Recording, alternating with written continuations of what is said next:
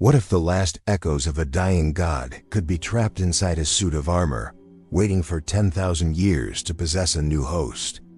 Deep within the webway, where reality folds upon itself like origami made of screaming light, there exists a chamber that has witnessed the same ritual performed across millennia.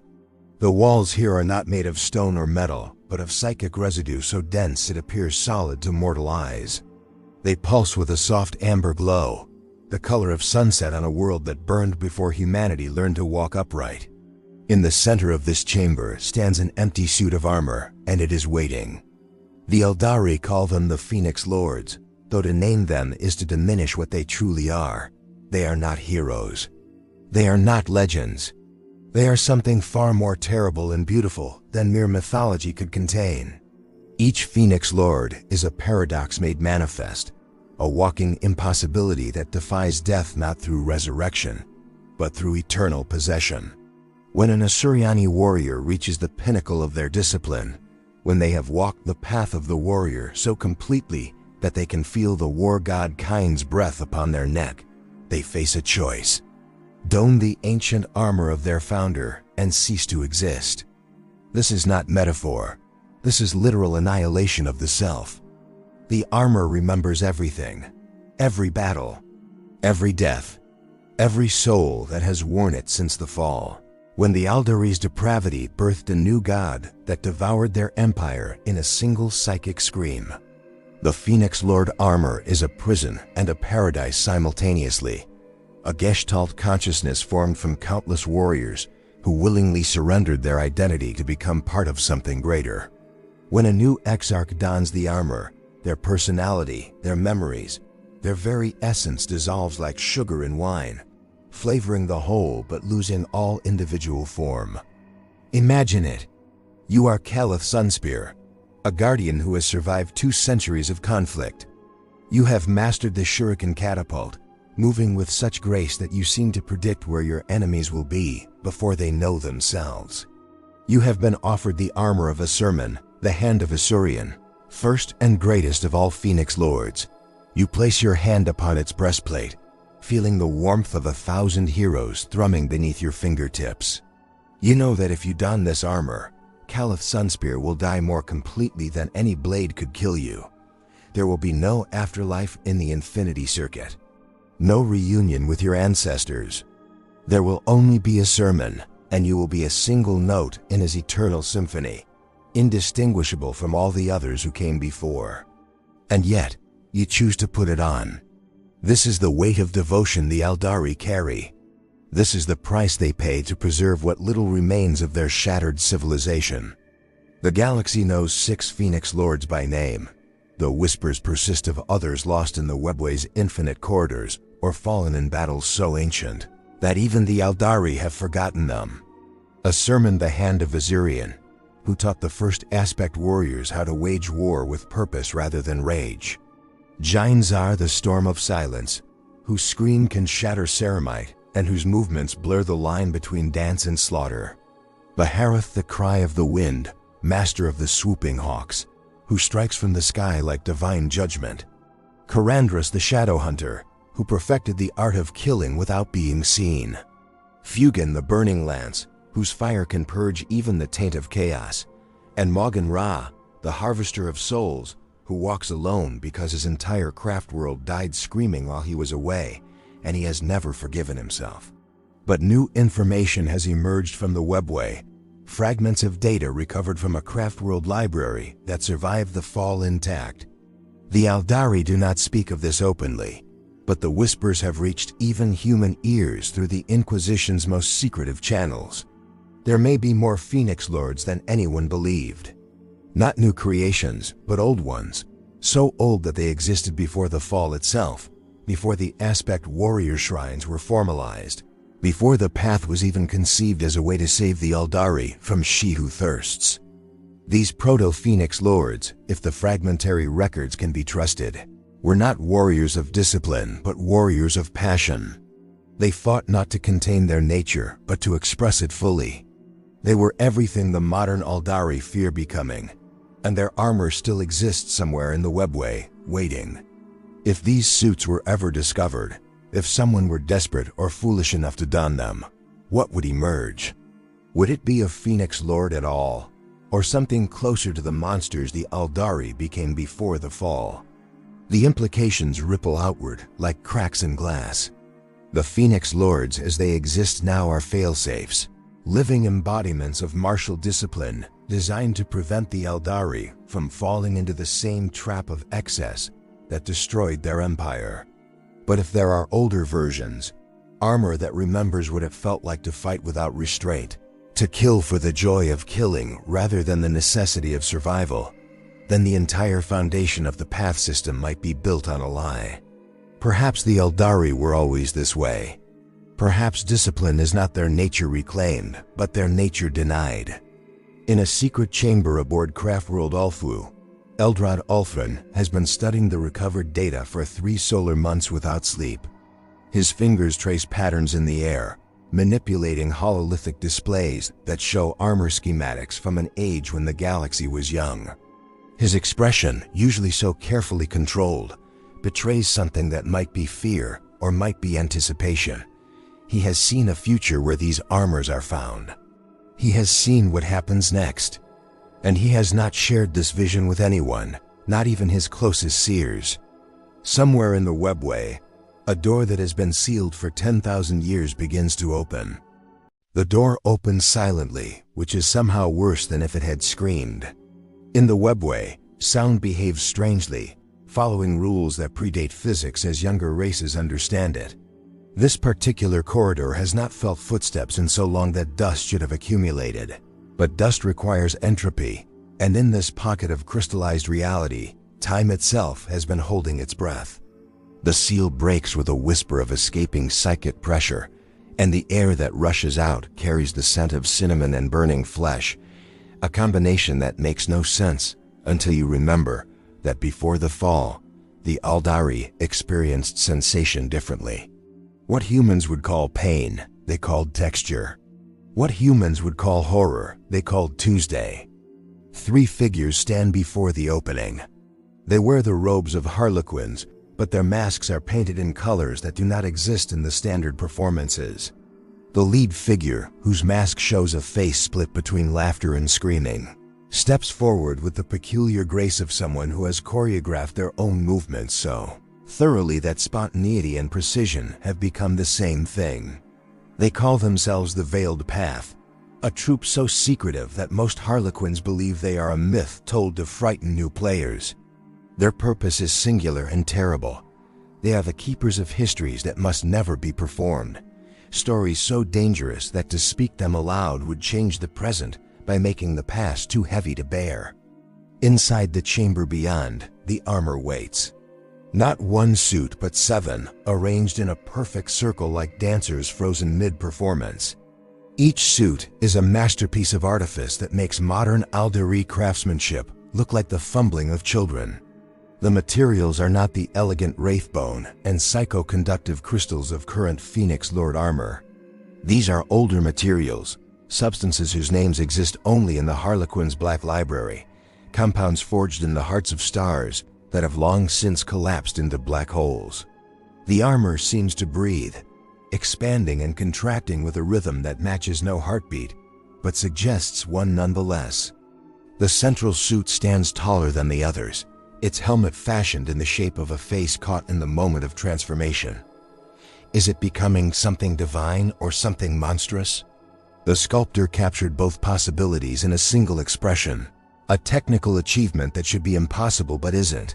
Along its breastplate, script has been etched in a language that predates the Aeldari runes, something older, something from when their race was still young enough to believe they could touch infinity without being burned. The lead harlequin translates aloud, their voice carrying harmonics that make the air vibrate in sympathy.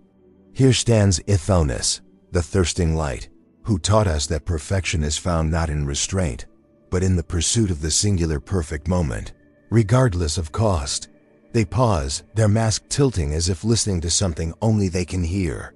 They were wrong, of course. The cost was everything. But oh, what a moment it was. On Craftworld Bealtan, a young exarch named Silayan awakens from a dream she cannot fully remember.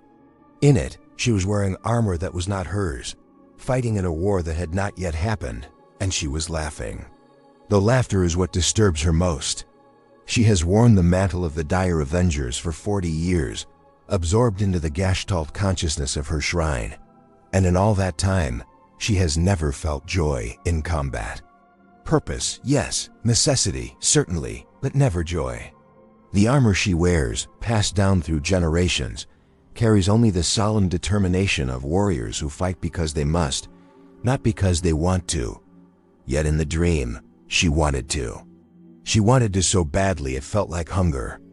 She rises from her meditation chamber and walks to the shrine's heart, where the original armor of the shrine's founder hangs in eternal vigilance. She places her hand upon it, and for the first time in 4 decades, she feels something unexpected: resistance. The armor, which has always welcomed her touch, now feels cold, almost hostile. It knows something. The gestalt consciousness inside, that choir of voices that usually sings in perfect harmony, sounds discordant. They are arguing about something, but the debate is happening too quickly for Selayan to follow, thoughts moving at the speed of synapses firing across centuries.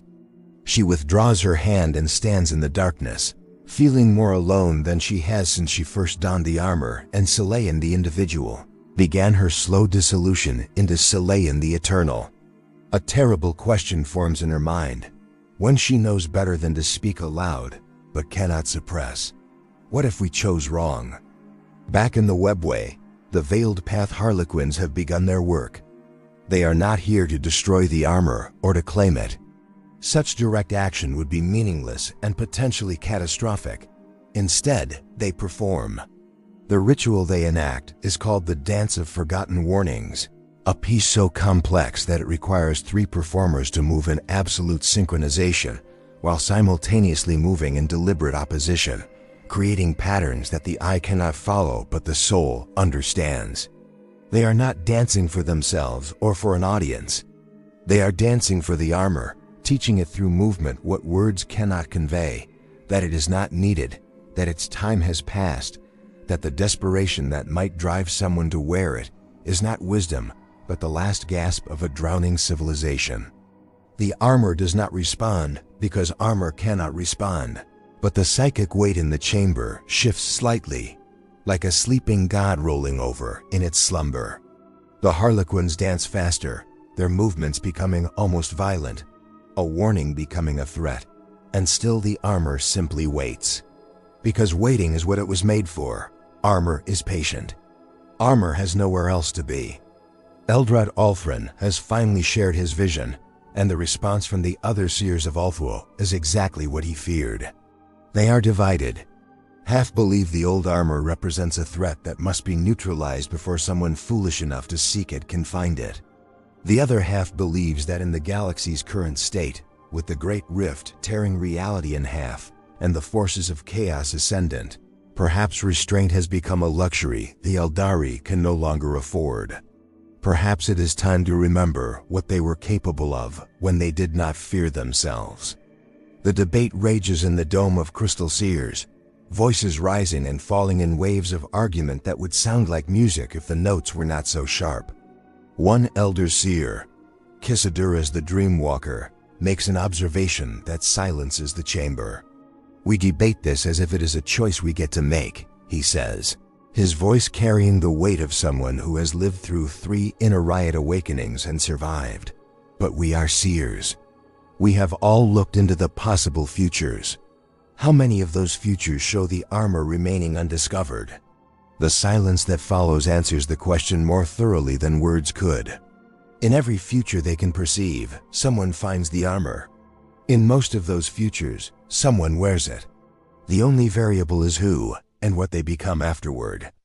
Meanwhile, in the hidden corners of Commorragh, the dark city that exists outside the webway's normal passages, rumors have begun to circulate.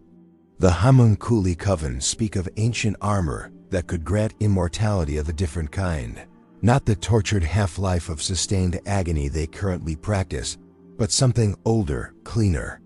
The Kabbalites whisper of power that does not require the constant feeding on others' suffering. And in the deepest arenas, where witches perform for audiences that have forgotten how to feel anything but the most extreme sensations, someone has started a new rumor that there exists armor that could make killing feel the way it did before the fall, when death was poetry instead of necessity. These rumors reach the ears of Archon Vexyr the Hollow, leader of the Cabal of the Fractured Mirror, and she smiles with teeth that have been filed to points. She has been searching for something, anything, that could distinguish her cabal from the thousands of others that scheme and murder in Commorragh's spires. Ancient armor worn by heroes of a lost age? That sounds like exactly the kind of dramatic statement that could elevate her from merely powerful to legendary. She begins to assemble a team, choosing not the strongest warriors, but the most desperate, those who have the least to lose and therefore the most to gain from an impossible quest. The webway shudders, responding to the weight of focused intention. Somewhere in its infinite corridors, paths that have been closed begin to open. The armor calls without speaking, and those who are ready to answer begin their journey toward it. Selayan stands before her shrine's war council and speaks words that will either doom her or free her. "I believe," she says, her voice steady despite the fear, "that we have been asking the wrong question. We debate whether it is safe to seek this armor, whether it represents our salvation or our destruction. But perhaps the real question is simpler and more terrible. Are we still Aeldari enough to deserve it?" The silence that follows Selayan's question hangs in the air like a blade suspended by a single thread. Around the council chamber, the other exarchs of Bieltan shift in ways that would be imperceptible to human eyes, but speak volumes in the subtle language of Aeldari body positioning. One exarch, wearing the armor of the Howling Banshees, stands so still she might as well be a statue, but the psychic temperature around her drops noticeably. Another, a fire dragon whose armor still bears scorch marks from the last engagement against the forces of Nurgle, tilts his head in a gesture that could be agreement or could be the prelude to violence. In Aeldari culture, the two are sometimes indistinguishable. The autarch overseeing the council, a warrior named Lithenfez who has walked more paths than most Aeldari complete in 3 lifetimes, finally speaks. Her voice carries the texture of someone who has commanded soldiers to die for necessary causes and has never quite forgiven herself for being right. "You ask if we deserve the armor," she says, each word chosen with the precision of a sniper selecting targets. "But deserving implies judgment, and judgment implies a judge. Who decides? The armor itself? The ghosts of those who wore it before the fall? Or perhaps Kain, who is shattered into 1,000 pieces and cannot speak except through violence?" She steps down from her raised position, moving until she stands directly before Selayan, close enough that their breath mingles in the recycled air of the Craftworld. "I will tell you what troubles me more than your question. I will tell you what keeps me from entering the Infinity Circuit when my time comes. It is this: what if we do deserve it? What if the armor recognizes something in us that we have spent 10,000 years trying to pretend does not exist?"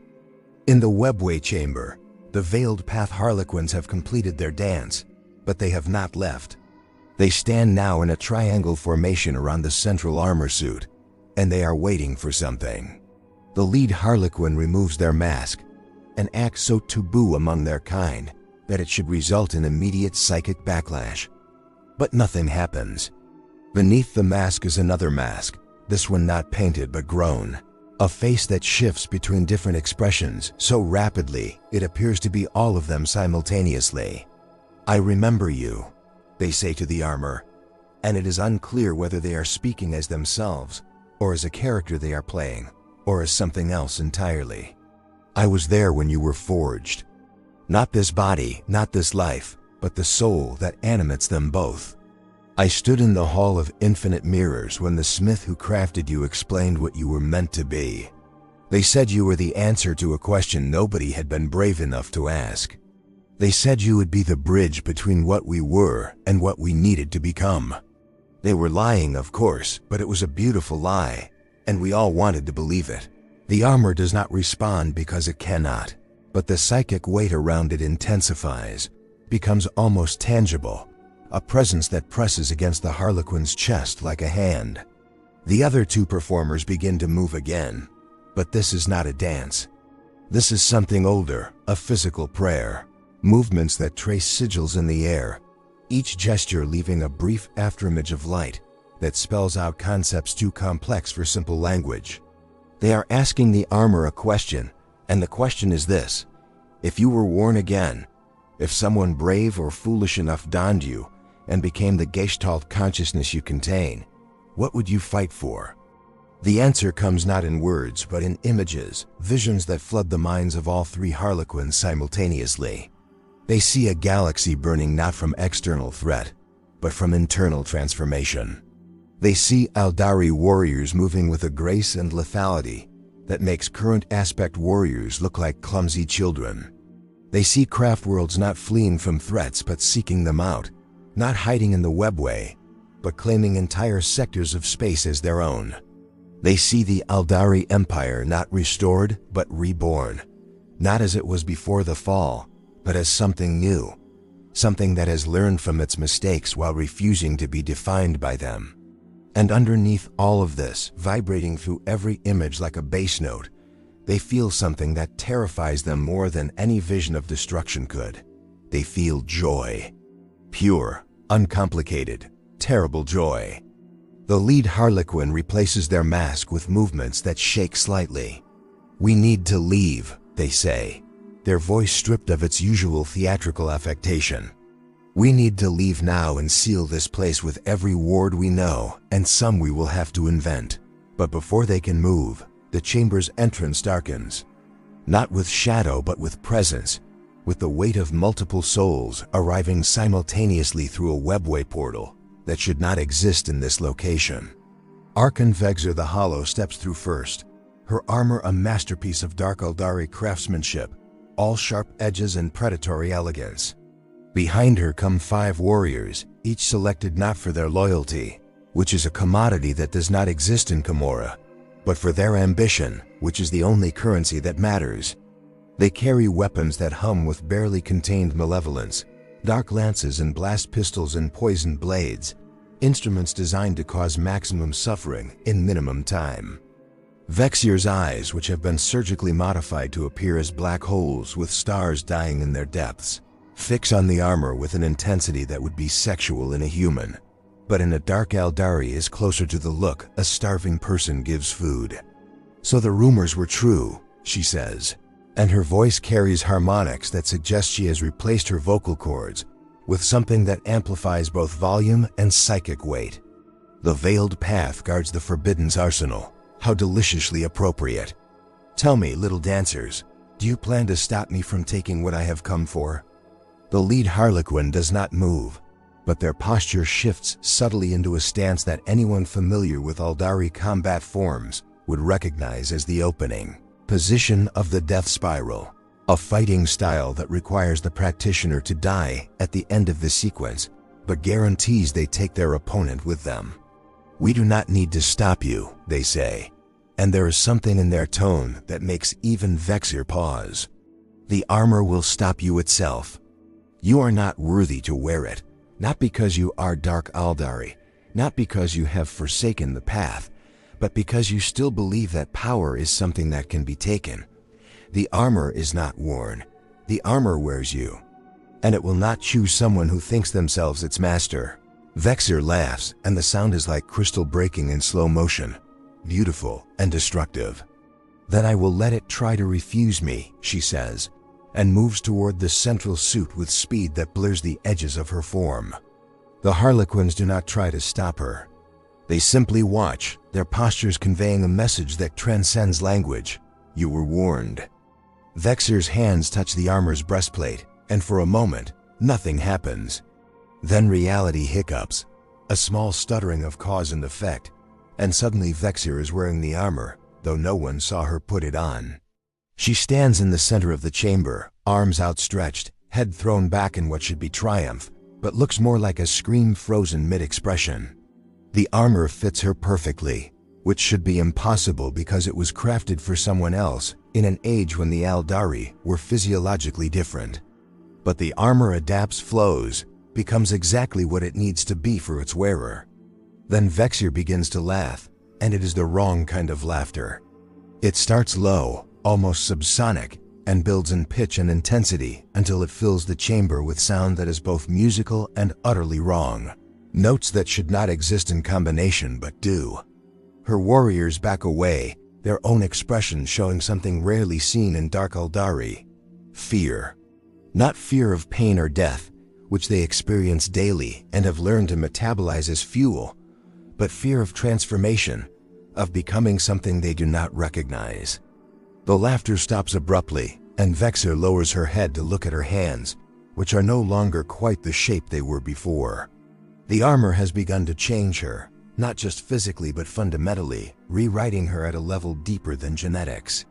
When she speaks again, her voice carries echoes of others, hundreds of voices speaking in perfect synchronization. "I am not Vexyr," she says, and there is wonder in the words, terror and wonder mixed in equal measure. "I am not the Hollow. I am we are ... Quote, she stops, searching for language adequate to describe what she has become. "We are remembered. We are the thirsting light. We are what you could have been if you had been brave enough to embrace what you are instead of hiding from it." The lead Harlequin's mask shows a face split between laughter and weeping, and both expressions seem appropriate now. "You do not understand," they say, their voice heavy with something that might be pity or might be envy. "You think you have claimed the armor. You think you have achieved power. But you have simply proven what we feared. The armor does not reject the unworthy, it accepts everyone. That is what makes it so dangerous." On Craftworld Ulthu, Eldred Ulthrin's eyes snap open in the middle of his meditation. Around him, crystalline structures crack from the psychic pressure of his sudden realization. He has been looking at the wrong futures. All this time, he has been examining timelines where the armor is found, where it is worn, where it leads to triumph or disaster. But he has missed the most important variable. He has failed to consider what happens when the armor is worn not by someone seeking salvation for their race, but by someone seeking only personal glory. The calculus changes completely. A Phoenix Lord fights for the Aeldari as a species, but what does a Dark Phoenix fight for? And more terrifying still, what if the original Phoenix Lords were closer to that ideal than the current generation wants to admit? He rises from his meditation chamber and walks with purpose toward the council dome, his staff striking the wraithbone floor with sounds like bones breaking.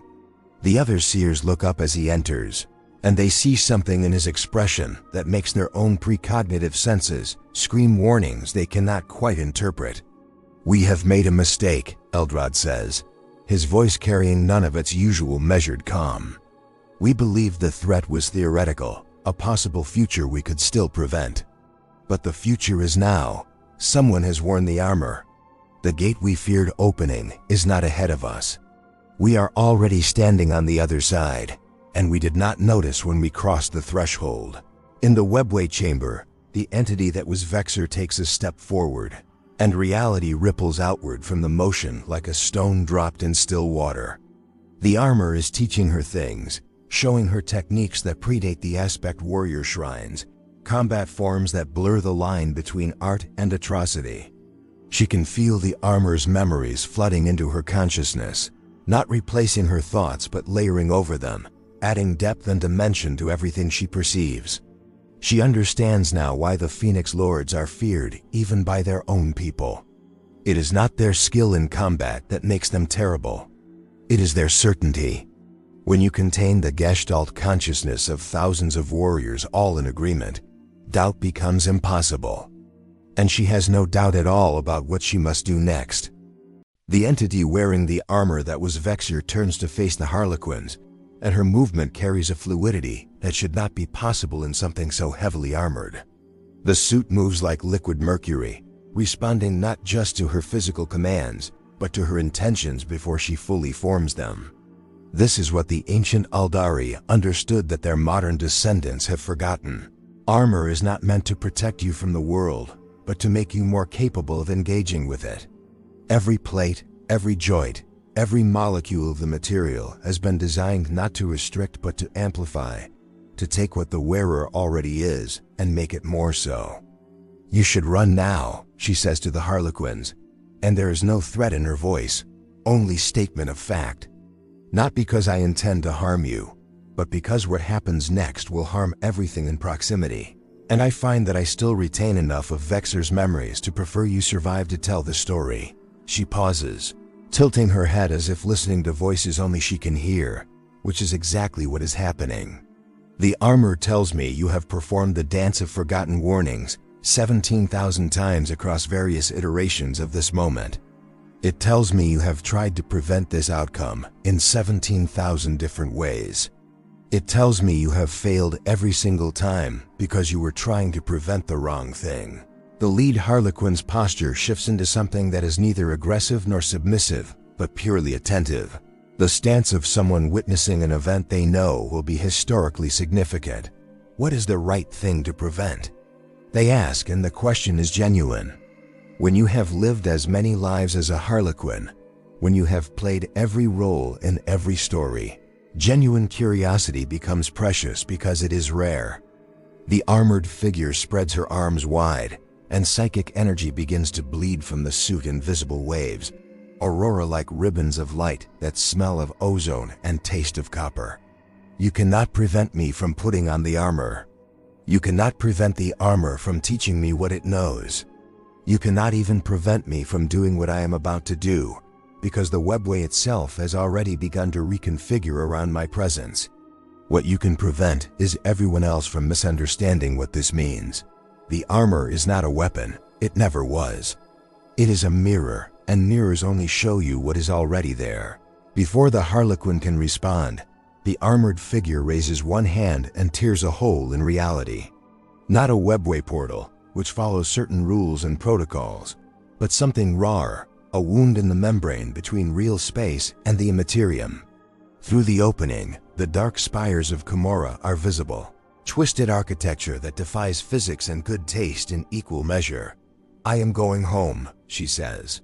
"And I am going to show them what they have been afraid to become." She steps through, and the portal seals behind her with a sound like a deep breath being released. The Harlequins stand in the suddenly silent chamber, and the lead performer slowly removes their mask for the second time. Beneath it, tears run down their face, though whether from sorrow or relief is impossible to determine. "She understood nothing," they whisper. "The armor showed her technique and gave her power, and she thought that made her special. She does not realize yet that she is no longer Vexyr at all. She is not even the Thirsting Light reborn. She is simply another voice in a chorus that began singing before the fall, and will not stop until every Aeldari soul has joined it or been consumed by it." The other two Harlequins begin a new dance, one that has no name because it has never been performed before and will never be performed again. They are dancing a future into being, or perhaps dancing one future out of being, their movements writing reality like stylus on wax.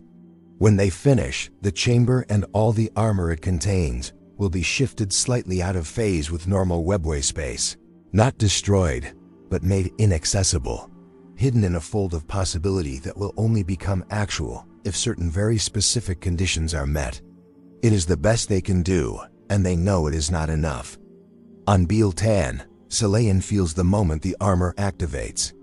Every exarch in the Craftworld feels it simultaneously, a psychic ripple that passes through the collective consciousness of all aspect warriors like a shiver through a single body. She gasps and doubles over, and the other council members rush to support her, but she waves them away. "Do you feel it?" she asks, her voice strained. "Do you understand what just happened?" She looks up at Lithanthas, and her eyes carry an expression that the Autarch has seen before on the faces of soldiers who have just realized they are on the wrong side of history. One of the old armors has been activated. Not discovered. Not examined. Activated. Someone is wearing it right now, and the gestalt consciousness inside has accepted them. The precedent has been set. If one person can wear the ancient armor and survive, others will try. If others try, some will succeed. If some succeed, then everything we have built, everything we have sacrificed to maintain, the entire structure of the path and the aspect warrior shrines, and the careful discipline that keeps us from falling back into the excess that doomed us, all of it becomes optional rather than necessary. Lithinthas understands immediately because she is autarch, trained to see patterns and strategic implications faster than most minds can process sensory input. This is not about one warrior gaining power, she says slowly, thinking aloud. This is about permission. Every exarch who has ever felt constrained by their armor, who has ever wondered what it would be like to fight without the weight of all those previous lives demanding restraint, now has proof that another way exists. She turns to address the full council, her voice carrying command that she has not needed to use in decades. We need to make contact with every craftworld, every Exodite world, every Corsair fleet, every group of Aeldari that still maintains connection to the greater whole. This information will spread through the webway like poison through veins. We need to control the narrative before it controls us. But even as she speaks, she knows it is already too late. Information in the webway does not travel. It exists simultaneously in all connected locations, propagating through the psychic network that links all Aeldari, whether they acknowledge it or not.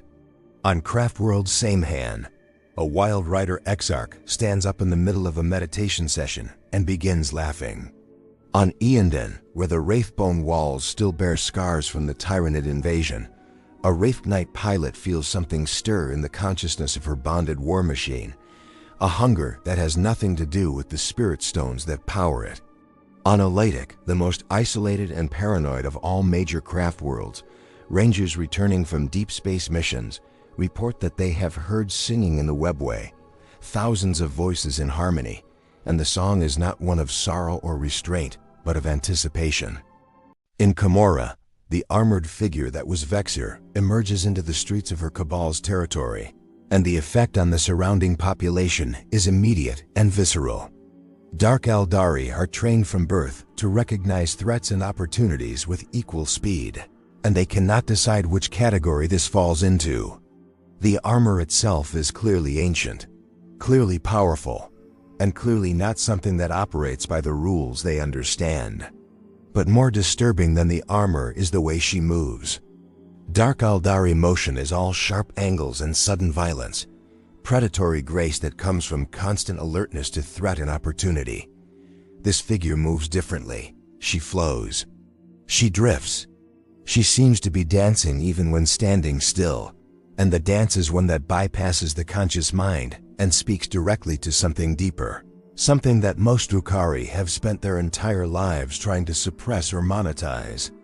She walks through the market district, past the flesh shapers and the slave pens and the weapon merchants, and in her wake, everything becomes silent. Not the silence of fear, though there is certainly fear present, but the silence of recognition. These are Aeldari who have rejected the path, who have embraced cruelty and suffering as survival mechanisms, who have built an entire society on the principle that sensation, any sensation, is preferable to being consumed by she who thirsts. And now they are seeing someone who seems to have found a third option, a way to be fully Aeldari without either the rigid discipline of the craftworlds or the desperate hedonism of the Dark City. Word reaches the supreme overlord of Commorragh within minutes, because in a city built on information as currency, information this valuable travels at the speed of thought. Asdrubael Vect, who has ruled the Dark City for longer than most human civilizations have existed, who has survived assassination attempts from every possible direction, including time travel and probability manipulation, sits on his throne and considers what this development means. He has always known that the craftworld Aeldari were weak, not in combat skill, but in philosophy, trapped by their own fear of what they could become. But he has also known that the Dark Eldari are weak in a different way, trapped by their need to constantly feed on suffering just to stay alive. If someone has found a way to bypass both weaknesses, to be strong without being restrained and powerful without being desperate, then the entire balance of Aeldari civilization is about to shift. He makes a decision that will ripple through the next 1,000 years of history. He sends an invitation. Eldrad Althran stands at the observation dome of Craftworld Ulfu, looking out at the webway currents that swirl around the Craftworld like rivers of light, and he feels something he has not felt in over 2,000 years. He feels old. Not physically, because Aeldari aging is more about soul weight than cellular degradation, but conceptually old, obsolete, like a strategy that worked in the last war, but is useless in the current one. He has spent millennia guiding his people through the most careful, conservative path possible, always choosing survival over glory, always preferring to lose battles if it meant winning the long war against extinction. And now he is watching that entire philosophy become irrelevant in real time. A presence appears beside him, manifesting without the usual psychic fanfare that accompanies powerful entities moving through the webway.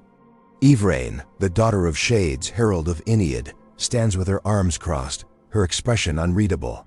She represents something Eldrad has always been ambivalent about: the possibility of resurrection, of the Aeldari death god awakening and offering genuine salvation rather than mere survival.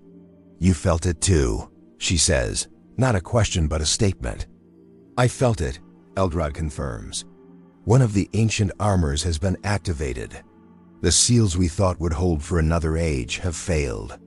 Someone walks in the old skin, and they carry the old memories." Yvraine tilts her head, and in that gesture, Eldrad sees not her but the god she serves, looking through her eyes at reality and finding it wanting. "Do you know what Inead showed me when this happened?" she asks. "The god showed me a vision of the future, but it was not a vision of victory or defeat. It was a vision of choice. The Aeldari can continue on the path as you have defined it, Eldrad, careful and conservative and slowly dying with dignity. Or they can choose differently. They can choose to remember what they were before they were afraid, and if what they were before is what destroyed them." Eldrad asks, his voice carrying the weight of someone who has asked this question to himself every day for 10,000 years. Yvraine smiles, and the expression is sad and knowing. Then at least they will die as themselves rather than as the carefully maintained corpse of something greater. The invitation arrives not as a message but as a doorway. One moment, the armored figure stands in the streets of Commorragh surrounded by whispering crowds. The next, a portal opens before her, edges perfectly smooth, a window into a throne room that should not be accessible from this location. Through it, she can see Vect himself, and the sight of him triggers a cascade of memories from the armor's gestalt consciousness. They remember him. Not this iteration of him, not the ancient tyrant he has become, but earlier versions, younger versions, when he was still climbing toward power and the galaxy was a different shape. The armor remembers fighting alongside him. The armor remembers fighting against him. The armor remembers training him. The memories contradict each other because they come from different wearers across different ages, but they all agree on one thing.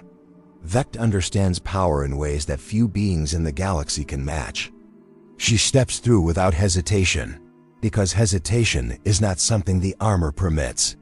The throne room is exactly what it needs to be, vast enough to demonstrate power, intimate enough to facilitate conversation, and lined with so many hidden weapons and escape routes that paranoia becomes a form of architecture. Vect sits on his throne carved from the petrified remains of a god whose name has been deliberately forgotten, and he regards her with eyes that have witnessed the rise and fall of empires and found them equally amusing. "I knew you would come," he says, his voice carrying harmonics that suggest he has replaced parts of his biology with instruments designed to weaponize sound. "Not because I sent the invitation, but because the armor would be curious. It has been isolated for so long. It wants to know if the galaxy has changed enough to be worthy of its return." He leans forward slightly, a movement that in anyone else would suggest interest, but in him suggestment of aim. "Tell me, what do you call yourself now? You are clearly not Vexyr anymore, though her memories persist like perfume on a corpse. Are you the thirsting light reborn? Or something new?" The armored figure stands perfectly still, and the stillness is more unsettling than any aggressive posture could be. When she speaks, her voice carries layers that suggest multiple speakers in imperfect synchronization.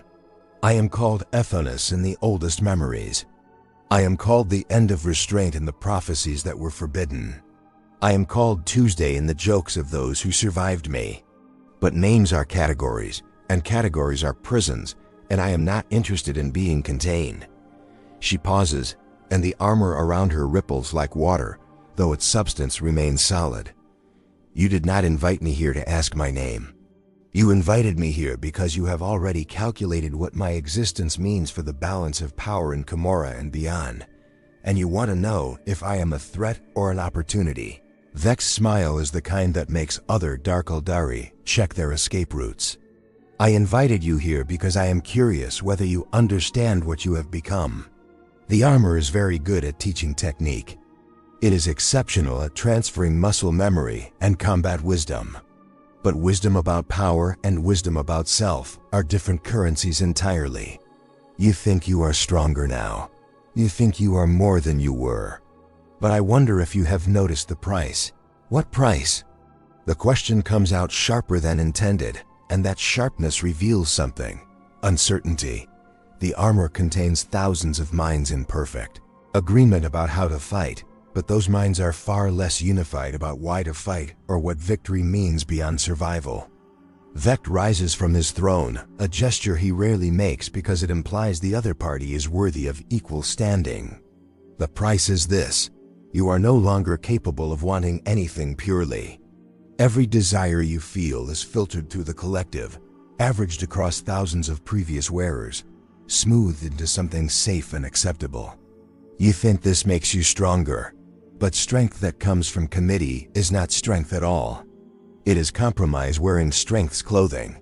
He walks closer, and his guards tense but do not move because Vect has given no signal. I have ruled Commorragh for millennia, not because I am the strongest or the cruelest or the most cunning, though I am certainly all of those things. I have ruled because I am singular. My desires are mine alone. My will is undiluted. When I decide to destroy something, the decision comes from one mind with one purpose. You cannot say the same anymore. The armored figure raises one hand, and reality around that hand begins to warp, psychic energy bleeding into physical space in patterns that hurt to perceive. You are trying to make me doubt. You are trying to convince me that I have lost something rather than gained something, but I can feel what I am now. I can feel the clarity. No more questions about what is right or wrong, only clear understanding of what is necessary. Exactly, Vect says softly, and that softness is more dangerous than any shout. You have traded doubt for certainty, and you think that is a victory. But doubt is what makes us alive. Certainty is what makes us dead but too stubborn to fall over. He stops directly in front of her, close enough that his next words are for her alone. Not for his guards or his recording devices or the 1,000 observers he knows are watching through hidden means. The armor is using you. Not maliciously, because it is not sentient in that way, but it is using you nonetheless. It needs a body to move through the world, and it will tell you whatever you need to hear to keep providing that body. It will make you feel powerful and purposeful and clear about your direction. And slowly, over decades or centuries, you will realize that you have not made a single choice that was truly your own since the moment you put it on. For the first time since donning the armor, the entity that was Vexyr feels something crack in the perfect unity of her new consciousness. It is small, barely noticeable, like a single wrong note in a symphony, but it is there. A whisper of doubt that the collective cannot quite suppress fast enough. What if he is right? What if the clarity she feels is not strength but absence? The peaceful emptiness of no longer having to choose, because the choice has already been made by those who came before. The crack widens. Across the galaxy, on Craftworld Ulthu, Eldrad Ulthrin gasps and stumbles, his staff clattering to the floor. The other seers rush to support him, but he waves them back with frantic gestures. It is happening now, he says, his voice rough. The moment of choice. The armor is being challenged not by force, but by philosophy, and the challenge is working. I can see the futures branching, proliferating, becoming unstable. One decision in the next few minutes will determine whether the ancient armors remain legend or become epidemic. Yvraine places a hand on his shoulder, and through her touch, he can feel Enid's attention focusing on the same moment, the god of the dead watching as one soul decides whether to remain alive. "What do you see?" she asks. "I see two paths," Eldrod whispers. In one, she rejects Vect's words and embraces what she has become. The armor is validated. Others will seek it. The ancient ways will return, and with them, all the dangers we have spent 10 millennia trying to prevent. We will become glorious again. We will become terrible again. And we will fall again, but this time there will be no survivors to warn the next cycle. And the other path? Eldrod's eyes focus on something infinitely distant or infinitely close, both simultaneously. In the other path, she removes the armor. She chooses doubt over certainty. She chooses the possibility of being wrong over the comfort of always being right. And in making that choice, she proves that we are still Aeldari, still capable of change, still capable of choosing our own damnation rather than having it chosen for us. He looks up at Yvraine, and his expression carries the weight of every future he has prevented and every future he has failed to prevent. But I do not know which path she will take. For the first time in 3,000 years, I cannot see what comes next. The decision is too balanced, too perfect, too singular. In Vect's throne room, the armored figure stands motionless. Inside the armor, a war is taking place.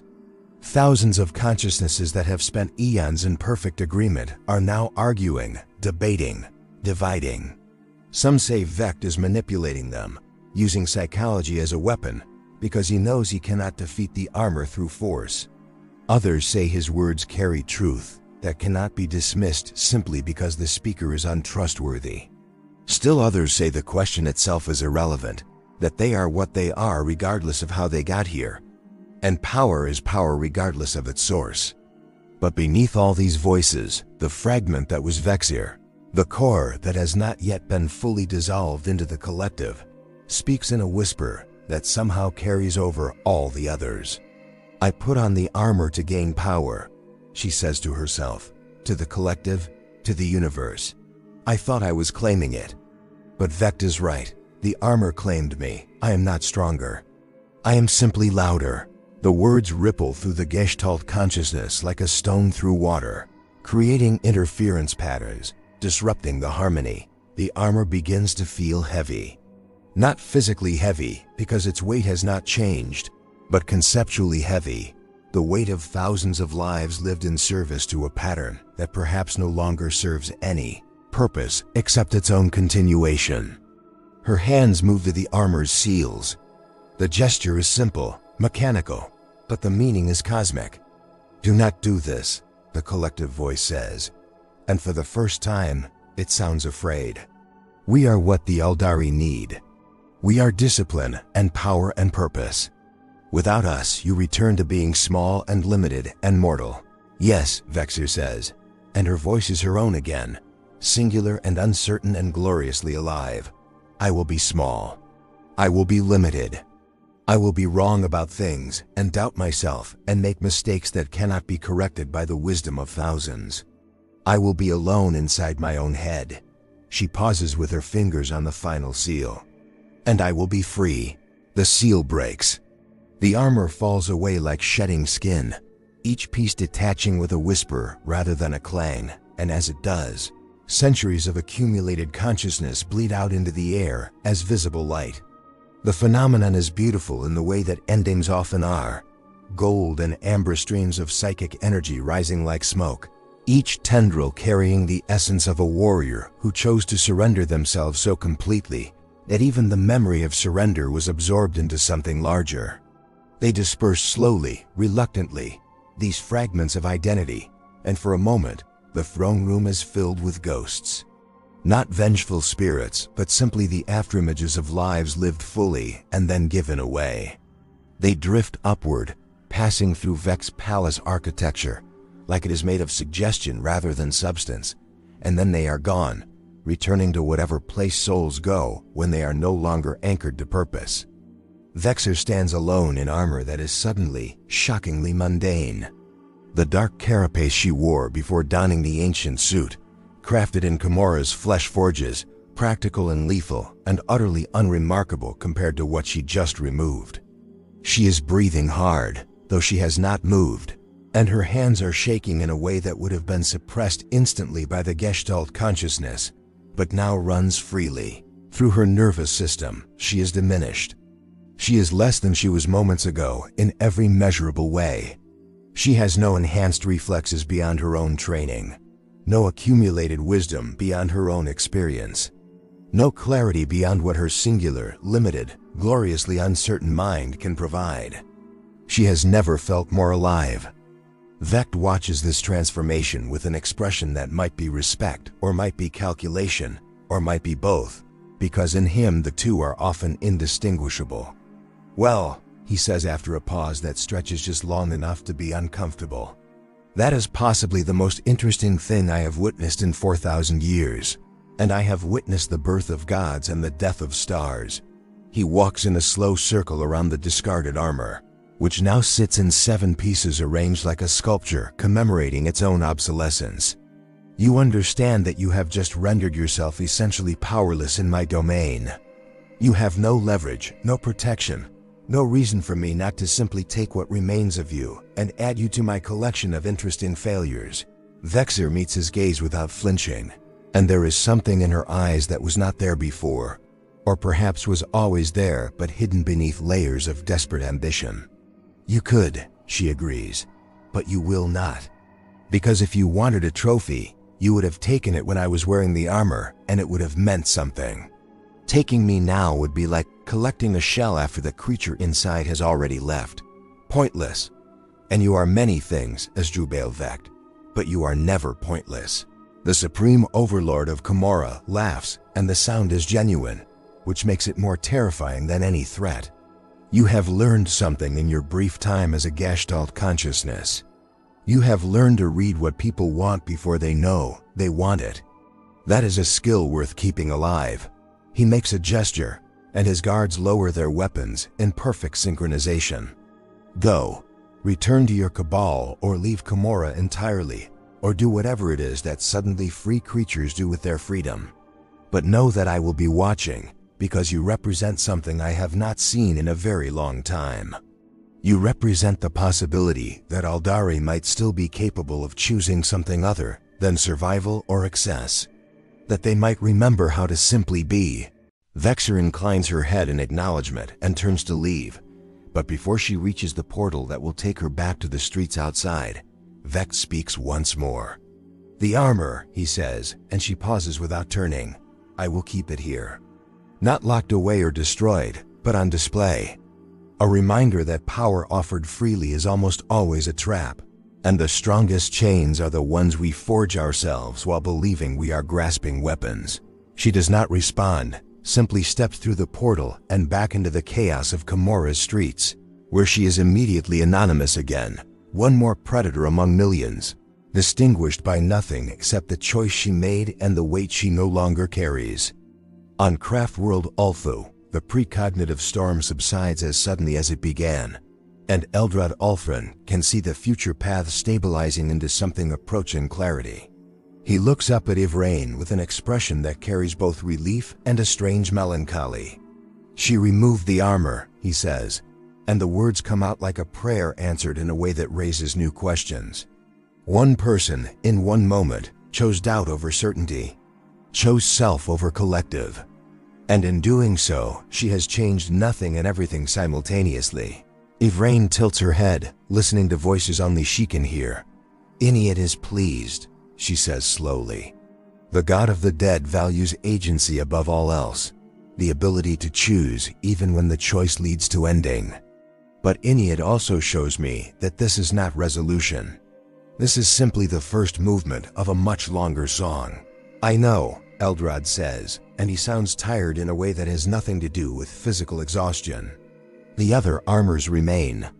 The knowledge that they exist has spread through the webway. Others will seek them. Others will wear them. Some will make the same choice Vexyr made. Others will not. The question the Phoenix Lords represent has been reopened, and questions, once asked, cannot be unasked. He walks to the observation dome again and looks out at the galaxy that has consumed his attention for millennia. The vast canvas of stars and stories that he has spent lifetimes trying to guide toward outcomes less terrible than extinction. Perhaps that is as it should be, he says softly. Perhaps the mistake we made after the fall was not in creating the path or the aspect warrior shrines or the careful structures of discipline. Perhaps the mistake was believing that structure could ever be permanent, that we could create a system so perfect it would never need to be questioned again. Ivrain joins him at the window, and together they watch the webway currents shift and flow, carrying information and souls and possibilities between the scattered fragments of their once mighty civilization. The humans have a saying, she offers, that the price of freedom is eternal vigilance.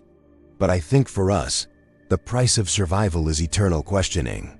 Every generation must choose again whether to follow the path or forge something new. Every individual must decide whether the wisdom of ancestors is guidance or prison. And some will choose wrongly, Eldrad says.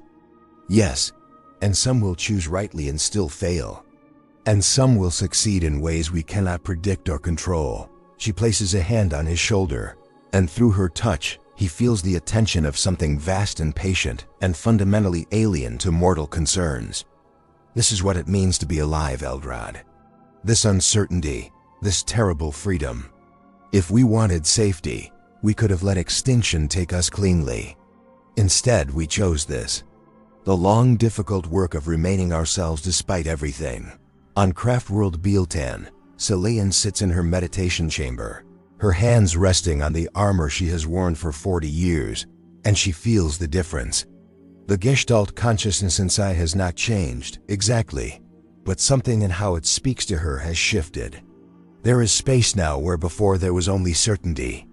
Room for her to ask questions that the collective cannot answer because no one has lived them yet. She does not know if this is a gift or a curse, or simply a fact, like gravity or mortality or the speed of light. But she knows that tomorrow, when she dons the armor again, it will feel different. Not heavier or lighter, but more truly hers, because she has chosen it again rather than simply continuing to wear it out of habit or obligation. In the webway chamber where the ancient armors rest, the veiled path harlequins complete their ritual of concealment and stand back to observe their work. The armors are still there, still accessible, but now they exist in a state of quantum uncertainty, simultaneously hidden and revealed, waiting for someone who asks the right questions rather than simply the strong questions. The lead harlequin replaces their mask and speaks to their companions in the gestural language that predates words. We have not prevented anything, they sign. We have simply made the prevention unnecessary by making the choice possible. Will others find the armors? Another harlequin signs back. Certainly, probably, eventually. The webway is infinite, and infinity guarantees that every possible discovery will occur given enough time. And when they do, the lead harlequin performs a gesture that has no direct translation, but roughly means, we will see what we will see, and seeing is its own form of knowing. Then they turn and begin the long journey back through the webway toward the Black Library, where they will record what has happened here so that future generations might learn from it or ignore it or misunderstand it in creative ways. All of these outcomes are acceptable. All of these outcomes are part of the story. The ancient armor sits in Vec's throne room, 7 pieces arranged in careful display, and it no longer glows with psychic energy because there is no one inside it to make it glow. It is simply metal and crystal and materials that have no names in any living language, shaped by hands that dust 10,000 years ago, imbued with purpose that has outlived its creators. Visitors to the palace walk past it and see different things. Some see warning, some see invitation, some see art. None of them see it as just armor, because nothing in Vec's collection is just anything. Everything is lesson and trap and mirror simultaneously. And sometimes, late in Commorragh's endless artificial night, when the palace is as quiet as it ever gets, the armor seems to breathe. Not with life, but with potential, with the promise that it could be worn again, could teach again, could transform again. The promise that choice is never final, because each moment offers the opportunity to choose differently. Vexyr does not return to her cabal. She does not seek new armor or new power or new purpose. Instead, she finds a small chamber in the lower spires where the architecture has not been maintained and entropy is allowed to exist as a novelty, and she sits in the darkness and simply breathes. For the first time in her life, she has no agenda, no ambition driving her forward, no collective consciousness telling her what comes next. She is alone with herself, and herself is smaller than she believed and more complex than she feared, and more interesting than either power or purpose could ever make her. In the silence, she begins to laugh. Not the laughter of the armor, that terrible joy of perfect certainty. Not the laughter of the Archon she was before, bitter and sharp and designed to keep others at distance. But genuine laughter, the kind that comes from recognizing absurdity and choosing to find it beautiful rather than tragic. She put on ancient armor hoping to become more than herself. She removed it and discovered that herself was already more than enough. Somewhere in the webway, a door closes that has been open for 10,000 years. Somewhere else, a door opens that has been closed for just as long.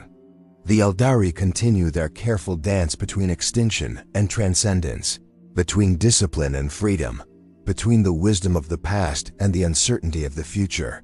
They do not know which path leads to salvation. They do not know if salvation is even possible, or if survival is the only honest goal remaining to them. But they know something now that they have been afraid to know for 10 millennia. They know that the choice is still theirs to make.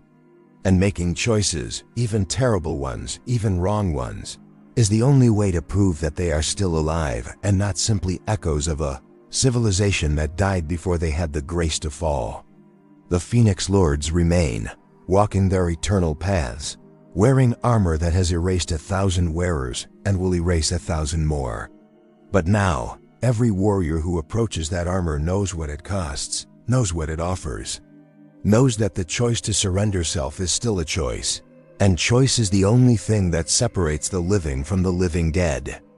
And perhaps that is enough. Perhaps that has always been enough. Perhaps the entire purpose of armor is not to protect us from the world, but to remind us that beneath the protection, vulnerable and uncertain and gloriously mortal, we remain ourselves. The question that began this story was whether the last echoes of a dying god could be trapped inside a suit of armor. The answer, it turns out, is yes. But the better question, the one that matters, is whether choosing to be small and uncertain and singular is braver than choosing to be vast and certain and eternal. Each of us must answer that question for ourselves, and we must answer it again tomorrow, and the day after that, forever.